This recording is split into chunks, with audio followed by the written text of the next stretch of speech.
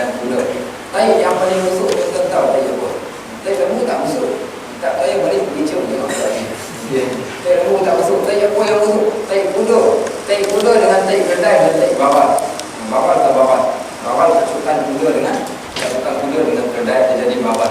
Maka binatang ni yang tai busuk ni kuda antaranya. Kedai dan bawal. Ni tai dia memang busuk. Bau seakan-akan bau tai ayam lebih busuk daripada tai ayam ni. Tai dia pun lebih kurang macam tai ayam. Dia ambil tai itu, letak kat atas kepala Nabi waktu Nabi tengah sujud waktu tersebut. Ini jahatnya Allah bin Abi Mu'ad ini. Maknanya dia letakkan najis pada Nabi SAW. Baik, apa berlaku? Maka datanglah Fatimah radhiyallahu anha. Fatimah radhiyallahu anha datang dan buangkan najis-najis tadi dan berkata kepada Ali karramallahu wajhah, siapa yang buat? Siapa yang buat ni? Dan mereka mengatakan yang buatnya adalah Aqabah bin Abi Mu'ad. Dan begitu juga pada waktu yang lain. Bukan sekadar mereka letakkan najis, mereka maki dan mereka cela Nabi SAW. Maka sedikit pun Nabi tak rasa takut ataupun tak rasa bimbang dan tak rasakan risau apa-apa sekalipun, walaupun mereka dibuat dalam keadaan yang sebegitu. Baik, begitu juga kalau tuan-tuan pula saya bawa satu cerita dalam buku ni. Buku tentang ditulis dalam bahasa Arab, Nisa al-Tarikh, ataupun perempuan-perempuan di dalam sejarah Islam. Salah seorangnya ketika pada awal Islam, saya bawakan kisah Zinirah al-Rumiyah. Zinirah al-Rumiyah, seorang perempuan yang hidup pada zaman Nabi, yang orang yang pertama di antara perempuan-perempuan yang pertama sekali masuk Islam. Baik, apa yang berlaku kepada dia? Beliau ini adalah salah seorang daripada hamba Bani Makhzum, salah seorang pembesar Quraisy di Mekah pada waktu tersebut. Dan disebabkan oleh kerana dia masuk Islam, apa yang dibuat, apa yang mereka buat? Abu Jahal azab dia, seksa Zinirah Ar-Rumiyah dengan seksaan yang cukup dahsyat. Diceritakan bagaimana dikatakan orang-orang musyrikun Mekah pada waktu tersebut, dia orang ambil pun bawa setrika yang tengah panas. Pada waktu tersebut dah pun ada setrika yang tengah panas, kemudian pergi tekak dekat badan dia setrika tadi. Tekak dekat badan Zinirah Ar-Rumiyah.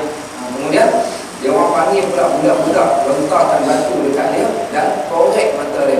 Ini Zinirah Ar-Rumiyah ni, kita tengok bagaimana dahsyatnya orang-orang yang terdahulu pada permulaan awal Islam di golongan yang paling kuat. Dikorek mata sampai ke tahap dicucuk mata, dibaling dan dicucuk dengan korek. Dicucuk matanya sampai mata dia bertutup. Akhir sekali, apa berlaku? Setelah mana mata dia buta, dia diazab sebegitu rupa, datanglah ramai-ramai orang-orang musyrikun dan mereka pun mengejek Zinirah Ar-Rumiyah ni dengan mengatakan Ahmad Hallat wal Uzza. Dia kata, kau tengok orang tua itu, mata dia telah dibutakan oleh Tuhan kita Lata dengan Uzza, disebabkan oleh kerana dia kufur, murtad daripada agama kita. Dia tak nak ikut lagi Lata dengan Uzza, Tuhan yang kita sembah, maka Tuhan kita telah jadikan mata dia buta. Baik, maka apa yang dikatakan oleh Zinirah Ar-Rumiyah tadi, wa ma yadrillah wal uzza min man ya'buduhuma innama hadza minas sama wa rabbi qadirun ala raddi basari. Kata Zinirah Ar-Rumiyah, kata dia, sesungguhnya dia kata orang-orang kafir semua, korang tahu tak, Lata dengan Uzza, kita tak tahu pun yang kamu semua ni sembah kepada dia itu batu saja. Yang kamu semua pergi sembah dia, batu itu tak boleh memberikan manfaat dan tak boleh memberikan mudarat. Mata aku yang buta pun bukan disebabkan oleh Lata dan Uzza. Dan dia pun menyebut satu perkataan yang dirakamkan oleh sejarah, Rabbi qadirun ala raddi basari. Tuhan aku mampu untuk mengembalikan mataku. Dan diulang cakap berkali-kali, Rabbi qadirun ala raddi basari, Rabbi qadirun ala raddi basari. Diulang sebut. Bila orang ejek dia sebut, Tuhan aku mampu mendatangkan balik penglihatan kepada aku. Apa berlaku? Setelah berlaku esokan pagi, dia bangun daripada tidur, matanya Allah selitkan kembali dan dia nampak kembali. Ini kehebatan yang berlaku kepada seorang perempuan yang diazab sebegitu rupa, azab yang terlalu pedih. Kita hari ini tak ada apa sekalipun. Azab kita apa? TV saja. Cabaran kita ada benda yang lain. TV saja. TV, radio, internet. Ini cabaran-cabaran yang menghantui, yang dulu halang kita daripada nak melakukan perkara-perkara kebaikan. Yang halang kita bukan tak pernah kena setrika pun, tak pernah kena lontar dengan batu pun, tapi itu pun dah menjadikan kita terlalu berat untuk nak amalkan Islam, lebih-lebih lagi untuk nak menyampaikan Islam kepada orang yang lain. Sedangkan sahabat-sahabat dan sahabiat, orang-orang yang lama terlebih dahulu, hebatnya mereka, sehingga dirakamkan di dalam sejarah bagaimana mereka mempertahankan Islam sampai ke satu tahap buta-mata masih lagi mempertahankan Islam, dan sama sekali mereka tidak berpaling tadab daripada keislaman yang mereka telah pegang selama ini.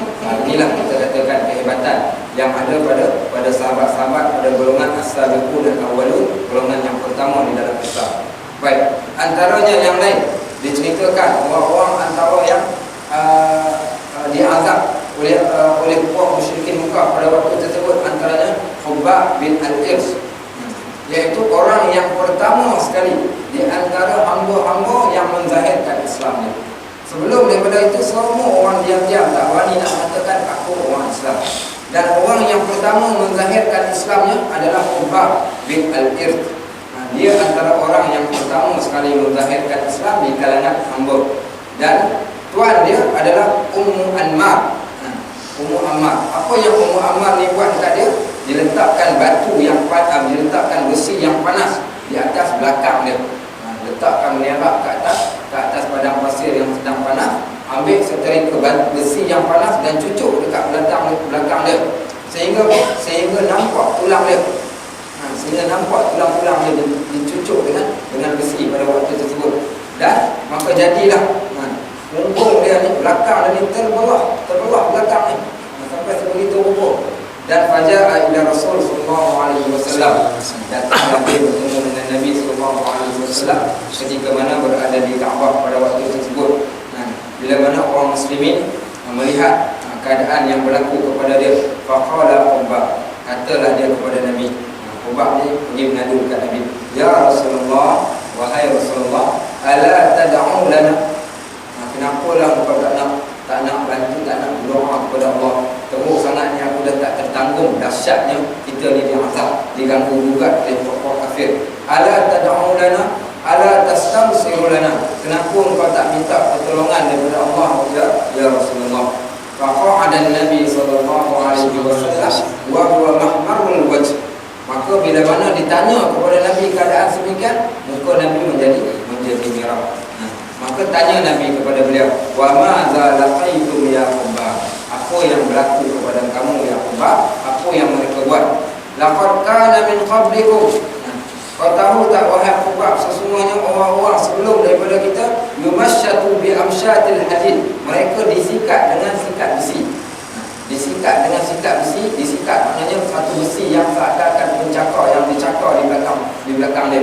Maduna awamihi min lahmin wa asbin ma yusrifu dhalika an dini, sehingga menyebabkan tulang-tulang dia terkeluar, kulit-kulitnya terkeluar, diseksa dalam keadaan begitu rupa, tapi mereka sedikit pun tak terasa, tak teringin nak berpaling daripada agama yang mereka pegang.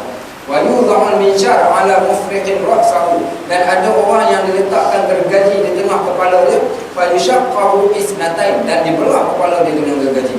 Orang-orang yang zaman sebelumnya, ma yusrifu dzalika an dini, bahkan mereka sedikit pun tak rasa nak tukar agama yang mereka suruh tukar. Walai tamanna Allahu hadzal am hatta yusiru raqib min Sana'a ila Hadramaut la yakhafu illa Allah wa dhibu ala ghanami walakinnakum tastaqilun. Kata Nabi SAW, kamu tengok satu hari nanti akan berlaku keadaan yang mana sesiapa sekalipun yang nak bermusafir daripada Sana'a pergi ke Hadramaut, dia tak akan takut melainkan Allah Subhanahu wa taala, iaitu orang-orang yang beriman.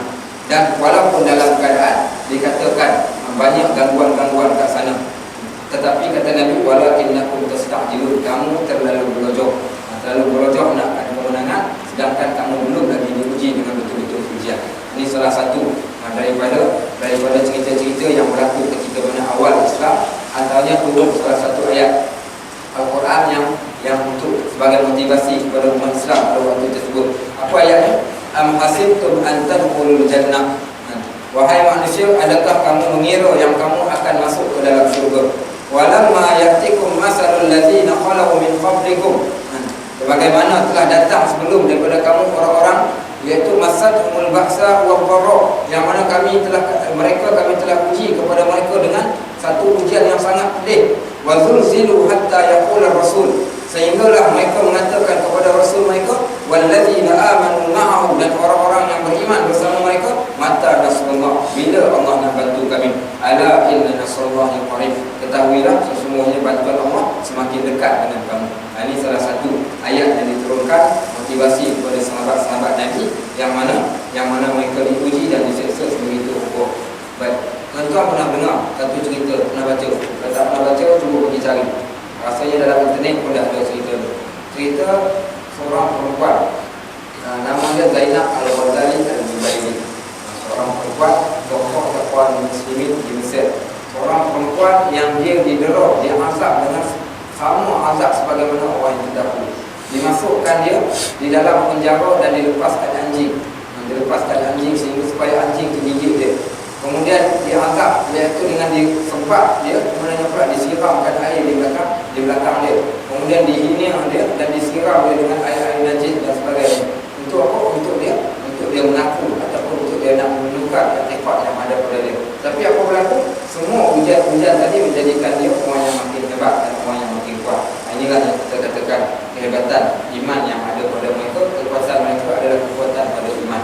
Sedangkan kita pada hari ini, kita tak sebagaimana orang-orang yang terdahulu. Belum lagi kita diuji dengan ujian-ujian yang berat sebegitu rupa. Kadang-kadang ujian yang ringan, ujian anak-anak, ujian kita katakan ujian harta benda, ujian keseronokan yang ada di sekitar kita itu pun dah menjadikan kita lalai dan leka kepada Allah Subhanahu Wa Taala, sehingga menjadikan tak ada orang pun yang berani untuk nak menegakkan Islam itu. Antaranya lagi Mus'ab bin Umair, begitu juga dengan Abu Fukaihah, begitu juga dengan siapa lagi, Zubair bin Awwam, dan orang-orang yang lain, Bilal bin Rabah, orang-orang yang telah Ammar bin Yasir. Ammar bin Yasir antara orang-orang yang diseksa oleh pokok musyrikin Mekah pada waktu tersebut.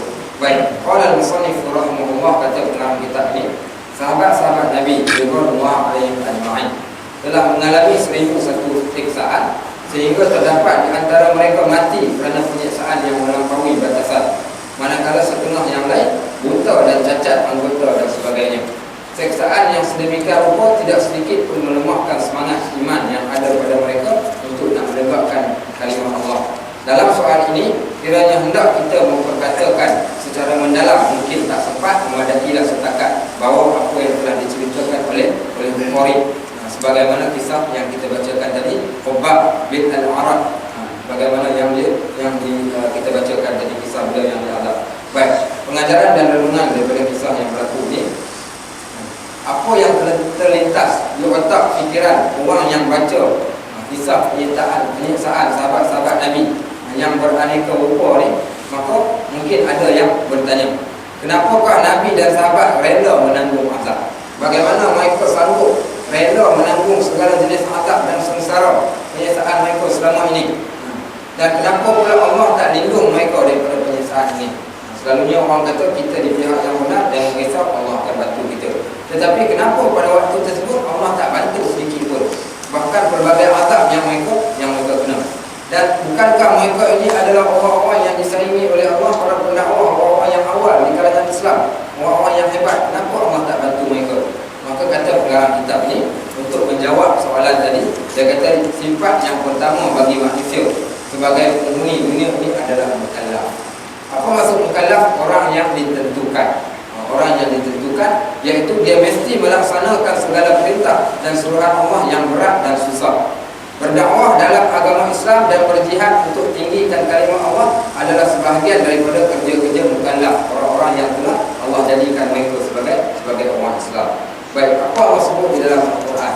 Salah satu daripada kelebihan orang-orang yang memperjuangkan Islam ataupun orang-orang yang meninggikan syiar Islam dan menjaga Islam itu, antaranya Allah sebut dalam Al-Quran, Allah kata, ya ayyuhalladzina amanu, wahai orang-orang yang beriman, hal adullukum ala tijaratin tunjikum min azabin alim. Nak tak aku ceritakan kepada kamu satu benda, satu perniagaan yang dapat menyelamatkan kamu daripada azab api neraka. Buat benda ni, kita akan dapat selamat daripada azab api neraka. Ini kehebatannya. Apa dia? Tu'minuna billah, iaitu kamu beriman kepada Allah, wa tujahiduna fi sabilih, dan kamu berjihad di jalan Allah Subhanahu wa taala. Dua benda ini iaitu benda yang paling tinggi sekali di dalam Islam, iaitu orang yang berjihad di jalan Allah Subhanahu wa taala. Sehingga Nabi pernah ditanya oleh Mu'adz bin Jabal. Nabi mengatakan, nak tak aku sebutkan abwabul jannah, pintu-pintu syurga. Mu'adz bin Jabal bertanya kepada Nabi, ya Rasulullah, akhbirni bi'amalin udkhilul jannah wa yuba'iduni minan nar. Wahai Rasulullah, boleh tak kau ceritakan kepada aku amalan yang boleh aku masuk syurga dan jauhkan aku daripada api neraka? Nabi ceritakan rukun iman kat dia, Nabi ceritakan rukun Islam, Nabi ceritakan jaga wudu, jaga solat dan sebagainya. Last sekali Nabi mengatakan kepada dia, Ra'su syai' al-Islam. Asas kepada satu benda mesti Islam. Benda apa pun kita nak buat, asas dia mesti kena asas Islam terlebih dahulu. Wa amuduhu as-salah, dan tiang yang menjadikan Islam seseorang itu kuat adalah solat. Dan solat ini diterjemahkan solat yang kita buat sehari semalam, dan juga hubungan manusia dengan Allah Subhanahu wa taala. Wa zurwatu sanamih, dan yang memayungi dia, yang tutup atas kabur ke atas dia, iaitu al-jihad. Jihad dipanggil sebagai zurwatu sanamih, iaitu puncaknya, yang paling tinggi di dalam Islam, paling tinggi, bahkan lebih tinggi lagi daripada solat adalah jihad. Apa maksud jihad? Jihad ini adalah satu benda orang yang Islam, dia nak jaga Islam dia. Contoh kita kata asas kita dah asas Islam, tiang kita adalah solat. Maka cara bagaimana kita nak jaga Islam kita yang asas tadi, bagaimana kita nak jaga solat kita tadi, maka kita kena buat satu benda, iaitu berkorban untuk nak jaga Islam dan iman yang kita ada. Maka perkara tersebut dinamakan sebagai jihad. Sebab itulah orang yang kita katakan bila bertemu dengan perkara yang halal dan haram, dia letakkan di belakang, dia tinggalkan perkara yang haram, maka orang itu telah berjihad kerana dia nak jaga Islam dia. Begitu juga dengan orang yang kita katakan disebabkan oleh kerana dia nak jaga Islam dia, maka dia didik anak dia nak jaga Islam dia, maka dia akan belajar. Maka semua perbuatan tadi dinamakan sebagai jihad. Kenapa? Dia nak jaga Islam yang ada tadi. Dan orang-orang yang nak jaga Islam supaya Islam itu tidak dicombok, Islam itu tidak diganggu gugat, maka mereka juga dinamakan jihad, iaitu yang memayungi, yang melingkarkan setiap perkara yang berkaitan dengan Islam itu untuk dijaga, menjaga agama yang Allah Subhanahu wa taala telah turunkan kepada kita.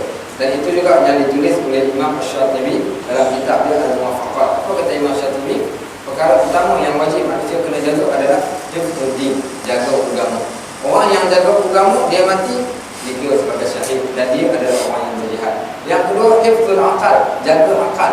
Jaga akal dengan dalam bahasa yang mudah, belajar untuk ilmu supaya akalnya akal yang marah. Kemudian juga dia tak buat benda-benda yang memabukkan ataupun melakukan perkara yang boleh menghilangkan akal, dadap dan sebagainya. Maka orang yang buat itu juga dikira sebagai orang yang berjihad. Maka ini salah satu daripada tempat jihad di dalam Islam, dan bagaimana orang Islam, orang sebelum itu yang mana mereka sanggup buat patuh kepada perintah Allah Subhanahu wa taala. Baik. Berdakwah di dalam agama Islam dan berjihad untuk meninggikan kalimah Allah adalah sebahagian daripada kerja-kerja mukallaf. Suruhan taklif pula adalah di antara sifat-sifat kehambaan terhadap Allah. Tidak berarti kehambaan kita terhadap Allah tanpa suruhan dan perintah daripadanya. Kehambaan manusia terhadap Allah faktor yang wajib bagi ketuhanan Allah. Dan tidak berarti iman tanpa mengetahui kehambaan kita kepada Allah Subhanahu wa taala. Maka dia kata, orang yang mukallaf ini, dia kena tunduk pada Allah Subhanahu wa taala dan kena jaga selain daripada melawan hawa nafsu. Oleh yang demikian, kewajipan kita adalah melaksanakan beberapa perkara yang penting. Dia kata yang pertama sekali, berpegang dengan pengajaran Islam dan mendirikan masyarakat Islam yang sejati. Siapa-siapa sekalipun, bila mana kita tahu yang kita ni dah pun Islam, kita kena dirikan Islam dalam diri kita. Nak tak nak, kita mesti dirikan Islam dalam diri kita. Maksudnya, tunjukkan kita adalah orang Islam. Maknanya Islam itu sebagai salah satu syiar. Kalau dalam bab berpakaian, tutup aurat adalah syiar. Kalau dalam bab ibadat, solat kita adalah syiar. Kalau dalam bab perkara hari-harian, iaitu akhlak kita sebagai syiar, supaya kita diketahui yang kita ini adalah orang Islam. Hari ini berapa ramai di antara kita orang-orang yang rasa tidak segan dan sungguh untuk nak mempamerkan keislaman kita. Bahkan hari ini dah sampai ke satu keadaan, orang yang cuba nak mengamalkan Islam itu dianggap mereka ini sebagai orang yang pelik. Hari ni kalau kita tengok orang yang pakai jubah di siang hari, saya pernah pakai jubah macam ni kat siang hari. Orang tanya saya tak panas ke Ustaz? Pakai jubah, orang rasa pelik. Contohnya orang yang perempuan yang cuba nak tutup aurat secara lengkap, mungkin orang akan kata orang ni dah kembali balik kepada zaman yang lampau. Dan bila mana dia pakai jubah pun dia tak berani nak pakai jubah yang biasa, dia nak cari jubah-jubah yang ada fashion sikit. Contohnya kenapa? Dia nak elakkan daripada orang kata ketinggalan dan sebagainya. Sebab apa? Sebab dia mungkin rasa malu. Pernah berlaku, saya pernah ceritakan dahulu. Waktu saya belajar dekat Syria, waktu itu kita orang kena pakai jubah. Kena pakai jubah. Masuk saja daftar kat Mahat tu, saya 3 orang kawan. 3 orang nama Muhammad Soleh, Muhammad Najib dengan Muhammad Luqman. Punca kami diterima masuk tu sebab nama kami adalah Muhammad. Asalnya kolej ni kolej yang dia ambil belajar luar negara. Kita orang pergi jumpa dengan mudir dia. Waktu tersebut tempat yang kita orang belajar tu tak dicerah oleh kerajaan, mulanya pula tak keluarkan visa untuk belajar. Jadi saya pun nak tak nak, saya terpaksa cari tempat belajar yang baru. Orang-orang yang lain yang pergi ditajuk, kami ni orang yang datang sendirian tanpa ditajuk. Sekolah dia orang yang buat urusan terus dengan pusat. Kami ni terkontang-kanting, tak tahu nak pergi ke mana. Jadi kawan saya ni seorang jadi hafiz Al-Quran, dia ni hafiz Al-Quran. Dia orang kata ada seorang syekh. Syekh ni jadi imam kat masjid, dia juga pengetua kolej. Pergilah jumpa, temu ramah pergi nak interview. Dia kata, tak ni bangsa jumpa kat masjid. Kita pun pergi, dia pun interview dalam masjid. Dia kata, kamu bertiga? Apa nama? Muhammad. 3 orang nama Muhammad. Dia orang puji bagus dengan orang Muhammad. Dia kata, okey, sekarang ni siapa yang hafal Al-Quran? Kawan saya kata, dia saya hafal Al-Quran. Dia baca Al-Quran je, dia pun baca satu surah. Orang Malaysia baca Al-Quran cukup sedap. Dia nak bandingkan dengan orang Arab. Dia dengar dia bagus. Dia panggil pula orang Arab yang dia dengar. Dia kata ni, baru masih Islam. Dia berbual ni, depan dia baca Al-Quran. Dia beliau. Macam orang Malaysia tak amat.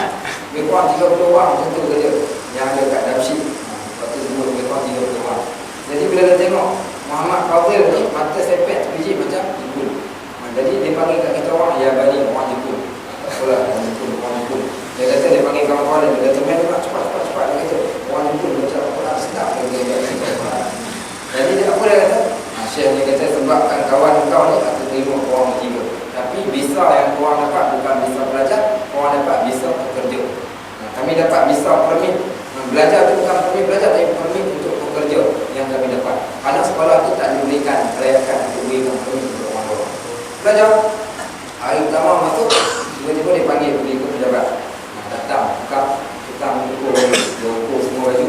Kita datang lagi petang sekejap lagi, pergi kat kedai. Ukur jubah kita dah siap. Jubah berwarna hijau. Kemudian dia warna putih dan pakai serban. Tak apa lah. Dia kata wajib pakaian seragam untuk kolej ini. Inilah pakaian seragamnya. Kamu tak dibenarkan masuk melainkan pakai pakaian ini. Dia tulis walibas taqwa dan pakaian taqwa, itulah pakaian yang paling terbaik. Kita waktu tu saya waktu tu 17 tahun. 17 tahun nak pakai serban, ikat serban tak pernah seumur hidup. Nak pakai serban lumpah pun tak pernah pakai. Jadi rasa malu. 3 orang semua budak nakal. Jadi kita rasa malu sangat-sangat ni nak pakai lumpah. Apa saya buat? Kami bertiga duduk semua. Sebelum keluar daripada rumah kita mesti sejuk. Kat luar kita pakai jaket, lumpah tadi kita gulung naik sampai kat pinggang, ikat lumpah kat pinggang. Maka yang nampak jaket dengan seluar, lumpah tak nampak sebab duduk kat dalam. Itu yang masuk dalam poket. Dalam beg belakang. Orang nampak drop sikit, tinggal letak komen. Jadi jalan. Semua juga tahu. Okey, pergilah sampai kat kolej. Setiap hari dah lama, berbulan-bulan memang dia buat macam tu, tak pernah kena. Satu hari tak tahulah. Mungkin terperasan kita orang datang, dia tengok dia boleh jauh budak Malaysia ni, aku bagi dia buat, dia pakai. Sampai kat depan, saya saya gulung dan saya ikat kat pinggang. Kawan saya lipat, dia letak dalam beg tu sampai kat depan kolej boleh pakai. Yang slack tadi kat kawan saya tadi tu lah. Sampai kat depan kolej boleh pakai. Saya rondeh je turun-turun. Dia tengok, dia panggil. Naik ke atas, dah masuk kelas. Dia kata panggil 3 orang budak Malaysia tu datang kat sini. Dia panggil apa dia buat? Dia tarik hutang baju saya, dia bentak hutang saya, baju saya keluar hutang. Dia kata, apa? Dia kata, kenapa puan tak pakai buat? Orang Melayu, dia kena tegur kan orang. Dia kata, kenapa kau tak pakai buat? Muhammad Najib, kenapa kau tak pakai buat? Semua jadi orang tu. Dia kata, dia buat pegang apa namanya,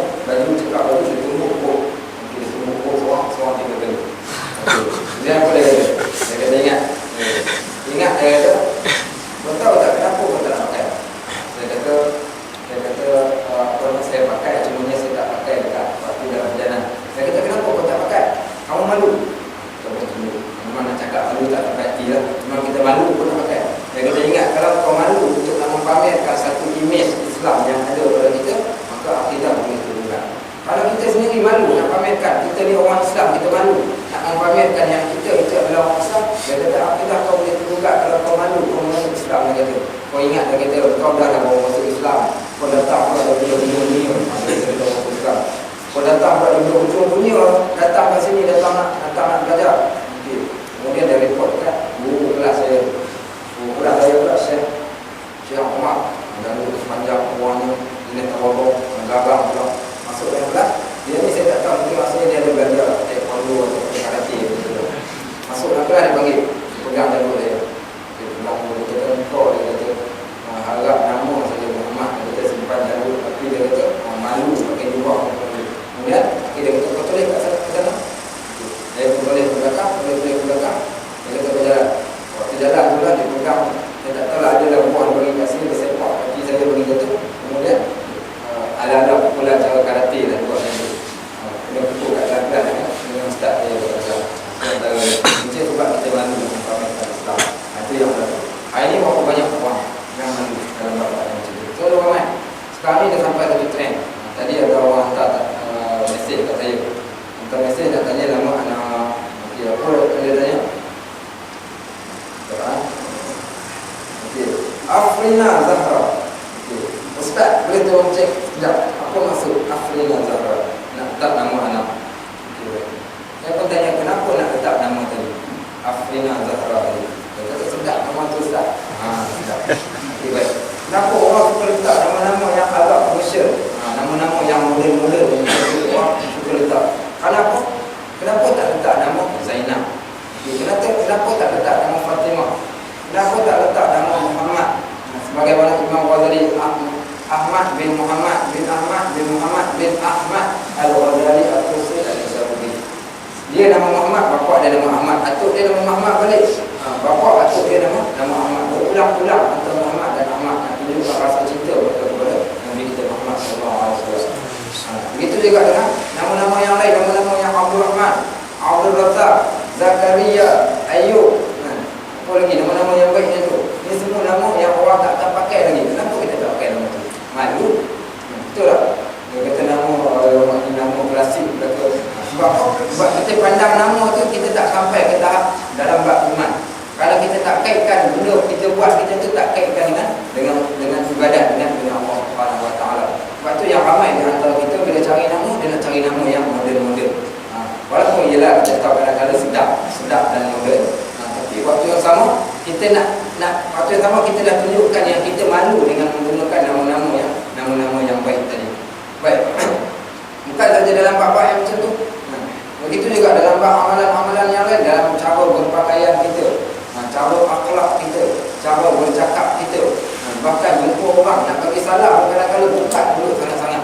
Nak salam dengan orang, kadang-kadang kita jadi bukat sangat-sangat kita. Kenapa kita rasa kita ni duduk zaman yang dah pun jauh daripada zaman Islam. Dengan Nabi mengatakan antum fi wadin wa Islam fi wadin akhar. Kamu berada di satu tempat dan Islam itu berada pada satu tempat yang lain. Dan ini yang berlaku. Mutakhir ini orang-orang yang malu untuk nak memamerkan Islam ataupun nak mempraktikkan Islam, bahkan tidak ada tanda-tanda pun yang dapat kita tunjukkan yang kita itu adalah orang Islam. Apa kata Nabi? Bada al-Islam gharibun fasayahudu ghariban kama bada fatuba lil ghuraba. Islam bermula dalam keadaan dagang dan berakhir juga dalam keadaan dagang. Fatuba lil ghuraba, maka berbahagialah orang-orang yang berdagang, orang yang pelik ini. Biar kita jadi pelik pada mata masyarakat, tapi kita tak pelik di mata Allah Subhanahu Wa Taala dalam bab mempraktikkan Islam ataupun nak menunjukkan imej Islam kita di hadapan manusia. Bukan tujuan kita nak riak, tapi sekurang-kurangnya akhlak kita akhlak Islam, pakaian kita pakaian yang Islam. Maka itu juga salah satu daripada package dakwah yang kita boleh laksanakan kepada orang-orang yang lain. Baik, muslimin dan muslimat yang dirahmati Allah. Yang pertama, dia kata orang yang menjadi hamba kepada Allah ni dia mesti berpegang dengan pengajaran Islam dan mendirikan masyarakat Islam yang sejati. Maknanya kita nak mempraktikkan, tadi saya sembang dengan seorang pelajar daripada UTM, pelajar Arab tadi. Pelajar Arab dia daripada satu tempat nama Halab ataupun bandar Aleppo. Bandar Aleppo di Syria. Bandar Aleppo bandar yang paling teruk di bom oleh tentera Syam. Kenapa bandar itu paling teruk dibawa? Sama bagaimana cerita ni. Kenapa Nabi dan sahabat Nabi paling teruk diseksa? Kerana dia Nabi dan kerana pengikutnya itu pengikut Nabi. Dan kenapa dia bandar Aleppo, bandar Halab itu paling teruk dibawa? Kerana mereka orang yang betul-betul berpegang dengan Islam, dan Islam yang paling tepat di Syria adalah di Halab. Golongannya ada daripada golongan mutadayyin. Kita takkan jumpa seorang pun perempuan, mereka semua akan tutup aurat dalam keadaan yang lengkap. Perempuannya akan menutup aurat, nampak mata sahaja. Kemudian pula lelakinya, kebiasaannya memakai pakaiannya, pakai jubah ataupun yang menyimpan janggut dan memakai sorban. Di kawasan bandar Halab ataupun Aleppo tadi. Kawasan yang boleh dikatakan 99% orangnya adalah multazimin, orang yang berpegang kuat dengan Islam. Sehingga bahasanya, menghormati syekhnya, majlis ilmunya, masjidnya terpelihara sampai ke hari ini, iaitu tempat-tempat yang berjamaah ilmu-ilmu dan sebagainya. Maka orang-orang yang begitulah yang mereka akan Islam. Orang-orang yang macam itulah yang kita katakan mempertahankan Islam. Dan mereka juga apa mereka buat, menjadikan mereka jaga kawasan mereka, sehingga tak ada orang pun yang sanggup nak buat perangai yang pelik kepada orang. Bayangkan tengok, kalau di Bukit Beruang ni, semua kita yang duduk kawasan Bukit Beruang ni, yang lelakinya pakai kufiah, pakai jubah. Kemudian yang perempuannya tutup aurat secara lengkap. Masjidnya hidup, kawasan sekitarnya semua kawasan yang Islami. Ada tak ada orang yang berani masuk kawasan kita pakai seluar pendek? Takkan ada punya. Sebab dia malu, dia pelik kepada orang.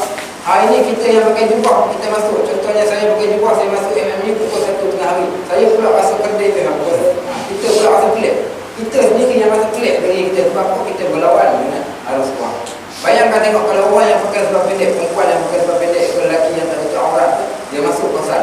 Bagaimana orang lelaki yang pakai seluar pendek masuk dalam masjid, dia akan rasa diri dia pelik. Begitu juga keadaan kita yang pakai jubah bila kita masuk kepada dunia yang ada pada hari ini. Sebab tu kita kata, kita nak jaga bi'ah kita. Bi'ah ni maksudnya suasana persekitaran kita, nak jadikan persekitaran kita persekitaran Islam. Macam mana nak jadikan persekitaran Islam? Dia kena mulakan dengan diri kita terlebih dahulu. Mulakan dengan diri kita, kemudian pula kepada orang-orang lain yang berada di sekitar kita. Sebab tu Nabi kata, ibda' binafsik summa liman ta'in. Mulakan dengan diri kamu dan kemudian orang-orang yang lain. Bapa saya suka dengar Al-Quran. Al-Quran apa namanya, bacaan qiraat. Zaman tahun 80-an dahulu ada seorang Syekh Mutawali. Syekh Mutawali ni adalah salah seorang qari yang paling sedap dengan bacaan qiraat dia. Rumah kita zaman dahulu dia zaman tip kaset. Tip kaset sanggup untuk saya beli radio yang besar. Mata-mata kerana suka sangat dengar Al-Quran yang berlalu. Jadi apa berlaku? Kita buka bacaan Al-Quran di dalam kawasan kampung yang kiri rumah kita ni ada orang tinggal.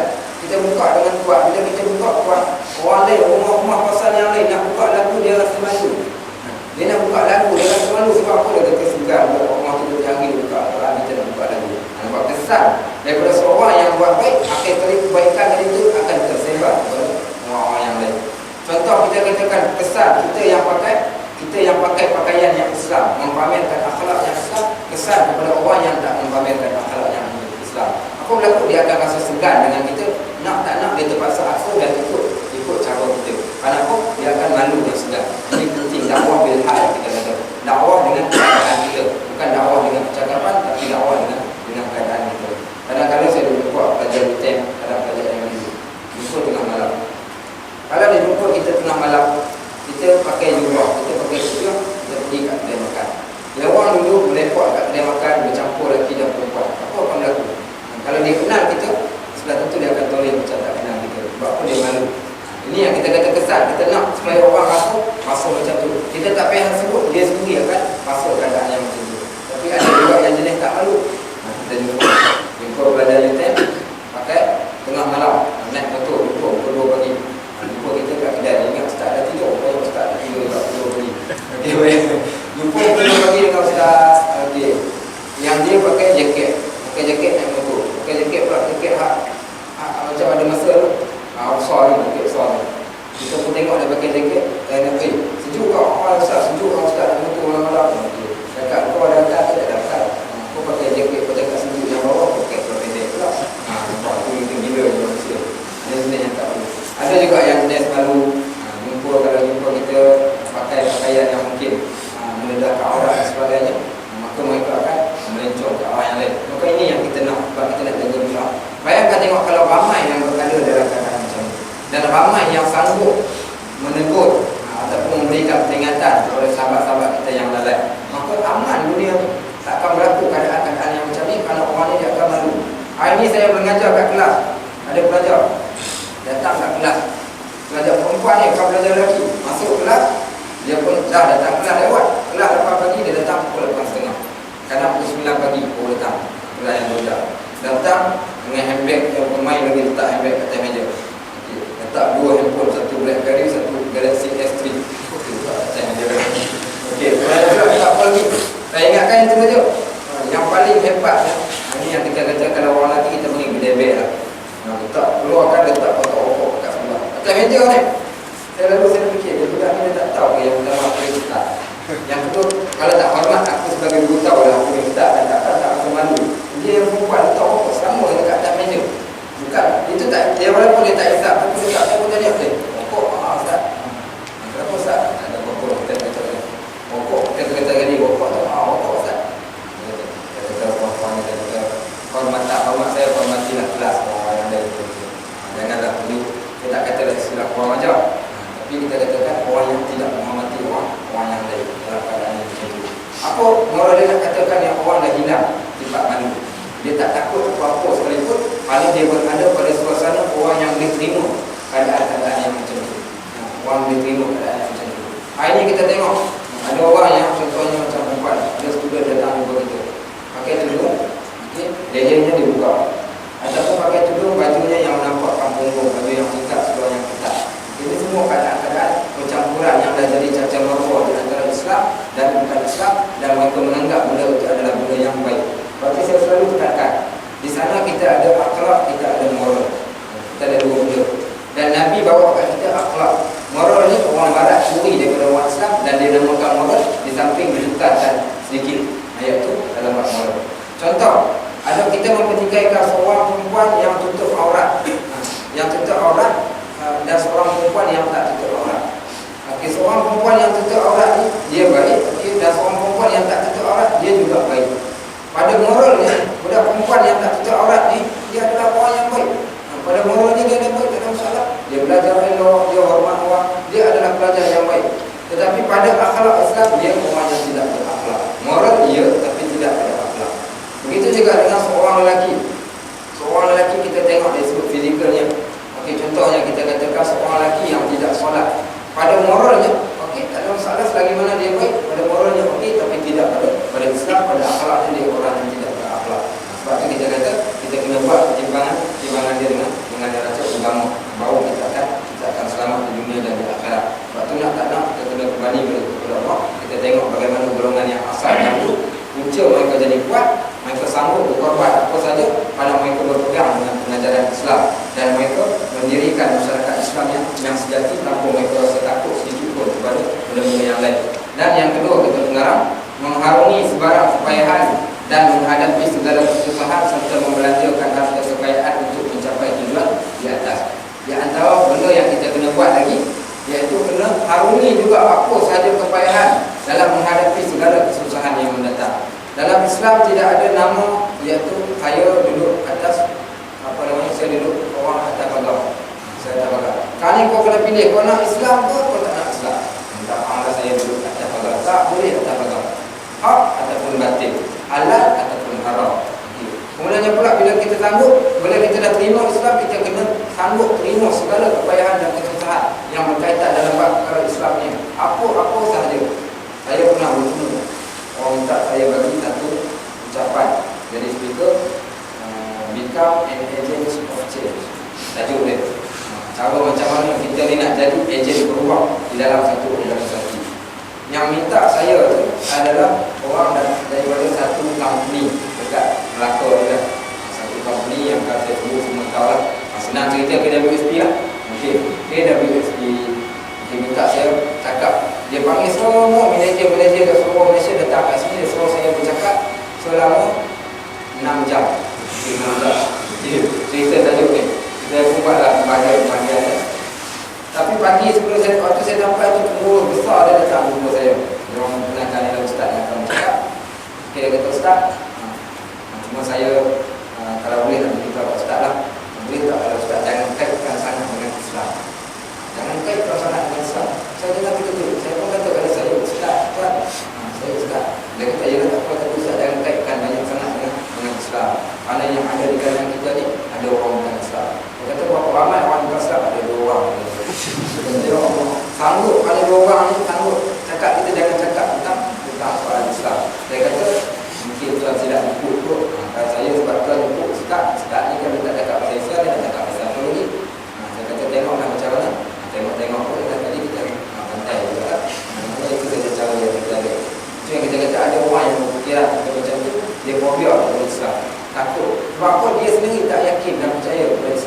menjadikan bila kita nak cakap dengan Islam dia akan jadi tak berani.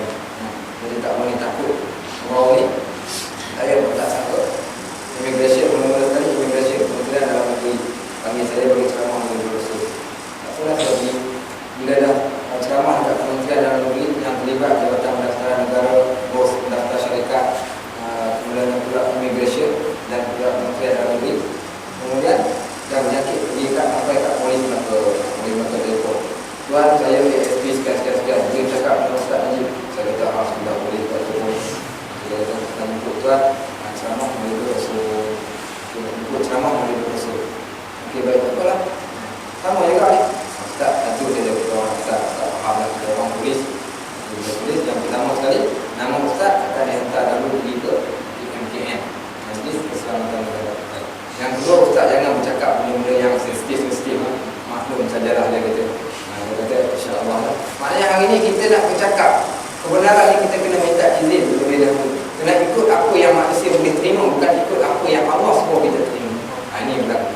Sebab apa? Sebab kita jadikan Islam itu duduk kat bawah kita yang perintah Islam, bukan Islam yang perintah kita. Saya kata, tengok keadaan lah saya tanya dia, saya nak sentuh buat apa kalau macam tu? Dia kata, susah sentuh lah bapak cari rezeki yang halal. Kita tak tahu bapak tu semua bapak yang sensitif juga. Kita pun sebut kat dia semua. Alhamdulillah lah yang dia boleh terima. Itu yang berlaku. Kita akhir kita katakan sekarang ni orang semakin takut dan fobia kepada Islam kerana asalkan di sekeliling kita. Di antara syaitan iblis, syaitan manusia yang telah menjadikan kita sesat terlalu jauh daripada Islam yang sebenar. Lepas tu kita nak kena kembalikan balik dengan dua cara berpegang dengan Islam, kemudian sanggup terima apa saja kepayahan. Dan Allah berikan jaminan kepada orang yang mencari apa kata Allah, wa basyiris sabirin allazina idza walanabluwannakum bisyai'in minal khawfi wal ju' wa naqsin minal amwali wal anfusi was samarat wa basyiris sabirin. Kami akan uji kamu wahai manusia dengan lapar, dahaga, kematian, kehilangan harta dan sebagainya, dan sampaikanlah kabar gembira kepada orang yang bersabar, allazina idza asabatuhum musibatun, orang-orang yang bila Allah berikan timpakan musibah kepada mereka, qalu inna lillahi, maka mereka akan mengatakan inna lillahi wa inna ilaihi raji'un. Itu antara yang paling terbaik bagi orang-orang untuk berhadapan dengan segala perkara-perkara. Bila ni kita tengok isu yang hangat sekarang ni kan, isu lahap itu tak tahu Malaysia dia tak tahu jadi macam sangat cacat maruah. Baik, wallahu a'lam. InsyaAllah mudah manfaat sekali dapat tambahan. Ya. Orang Islam berperang dengan orang Islam sendiri. Dia orang tu dah Islam. Orang Islam berperang dengan orang Islam sendiri. Baik. Yang pertama tengok atas dasar apa? Atas dasar apa? Atas dasar satu pihak dizalimi, satu pihak menzalimi. Orang yang dizalimi itu sudah tentunya. Orang yang menzalimi sudah tentu kalau dia mati betul itu saja. Orang yang dizalimi matinya ada di dalam cerita. Baik, yang kedua tengok kepada fa'in tanaza'tum fi syai'in farudduhu ila Allah wa Rasul. Kalau macam mana nak tentukan yang mana pihak yang benar, cek balik apa yang Allah sebut dalam Al-Quran dan apa yang Al-Quran dan hadis menjadi penentu neraca yang mana satu yang betul. Baik, yang ketiga, kalau juga berlaku kedua-dua tersebut, kedua-dua yang berperang, maka orang yang pertama sekali kalau kita tengok dalam salah satu hadis Nabi sallallahu alaihi wasallam, kalau ada dua orang yang berperang di antara satu sama yang lain, yang pertama adalah fa'aslihu baina akhawaykum, hendaklah diperbaiki. Itu mereka berdua. Kalau berperang juga, maka kedua-dua orang yang bunuh dan orang yang dibunuh kedua sama. Kalau berperang kita ada satu agama yang mana masing-masing mendakwa mereka itu adalah orang yang betul. Baik, dulu dan Islam. Dalam isu yang berlaku lahad itu dulu Islam yang datang Islam, yang menyerang Islam, yang diserang Islam. Tapi kat situ kita tengok, waktu kita tengok ada hak kedaulatan, hak pengakuan orang sebagainya. Sudah tentu ada orang masalah.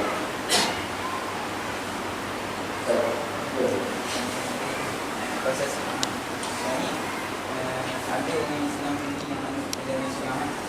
Apa tindakan yang patut dilakukan kalau dia tak nak kembali kepada Islam, ajaran sunnah wal jamaah?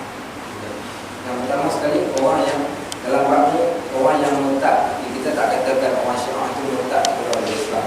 Yang pertama, tak boleh mengkafirkan, tak boleh memurtadkan orang yang ashabul qiblah, orang yang solat dia menghadap ke arah kiblat.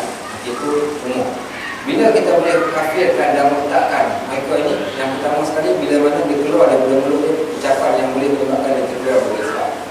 Bagaimana dia tak keluarkan secara jelas kataan-kataan yang dia keluarkan Islam, kita tak boleh katakan dia sebagai kafir. Apa yang kita kata? Jadi orang yang wallah, orang yang sesat. Sesat. Orang yang sesat kita kena kembalikan dia balik. Sama ada dengan cara berdiskusi dengan dia, bercakap dengan dia. Last kali sampai dia tak boleh nak terima, kalau waktu tersebut kita ada ruang, ada undang-undang. Ada undang-undang kita boleh bertindakan sebagai kerajaan kita yang ada hari ini. Pada kerajaan Khilafah Islamiah pun dia ada juga. Dia panggil undang-undang takzir. Undang-undang dia panggil satu zari'ah. Satu zari'ah ni nak menghalang supaya berlaku perkata yang lain. Baik, isu dalam bab Syiah ni salahnya kat mana? Salahnya antaranya pegangan mereka. Pegangan mereka kerana mereka banyak mengkafirkan sahabat-sahabat Nabi. Maka kat situ yang banyak yang menjadikan mereka menyeleweng. Bahkan kalau kita kaji asal-usul Syiah itu sendiri berlaku pada zaman Sayyidina Osman lagi. Bagaimana Sayyidina Osman dibunuh, zaman Sayyidina Ali berlaku pada awal itu lagi. Iaitu yang bermula daripada seorang lelaki daripada golongan Yahudi yang bernama Abdullah bin Salam. Apa yang baca sejarah kita akan jumpa balik. Asal kuat Syiah ni bermula daripada seorang lelaki Abdullah bin Salam yang menjadi batu api untuk bergaduh antara umat Islam. Kemudian yang seterusnya Nabi sebut la tasubbu ashabi illa bi khair. Jangan kamu membenci memaki sahabatku melainkan ucapan yang baik. Walau afaq tapi sa'u hidatan mabuda kalau ahli wa nasifah. Kalau sekiranya kamu menginfakkan harta benda sebesar itu pun kamu tak dapat dan ini nilai sahabat tadi. Tapi hari ini kita tengok Syiah dia hantam sahabat-sahabat. Ini yang kita tak setuju dengan dia orang. Ada pun dalam bab yang lain banyak benda yang mereka berbeza. Mana sumber tak sama. Sumbernya Al-Quran dan hadis, tapi masalahnya hadis mereka bukan hadis yang kita percaya. Dia mempunyai hadis yang lain. Sebab itu sebahagian ulama menghukumkan Syiah sebagai Syiah yang melampau dan orang yang sesat. Golongan yang sesat. Ada pun sebahagian daripada Syiah yang lain, Syiah yang dekat kepada ahli sunni. Contoh Syiah Zaidiyah dan Syiah Jafariyah. Yang lain-lain dia Syiah ada 12 geng. Yang lain-lain itu banyak yang dah sampai terkeluar daripada milah, terkeluar daripada kita ahli sunnah wal jamaah. Antaranya yang mengkafirkan sahabat, yang sampai tak solat dan sebagainya. Macam yang di MMU kalau kita tengok pelajaran dia tak